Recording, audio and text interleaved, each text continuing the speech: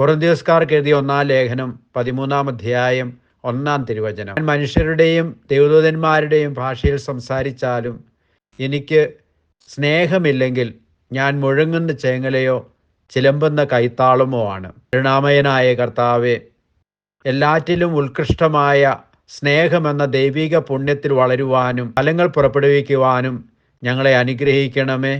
ആമേൻ. ദൈവം നിങ്ങളെ സമൃദ്ധമായി അനുഗ്രഹിക്കട്ടെ. നമ്മുടെ കർത്താവ് ഈശോ മിശിഹായുടെ കൃപയും പിതാവായ ദൈവത്തിൻ്റെ സ്നേഹവും പരിശുദ്ധാത്മാവിൻ്റെ സഹവാസവും നാം എല്ലാവരോടും കൂടി ഉണ്ടായിരിക്കട്ടെ, ഇപ്പോഴും എപ്പോഴും എന്നേക്കും.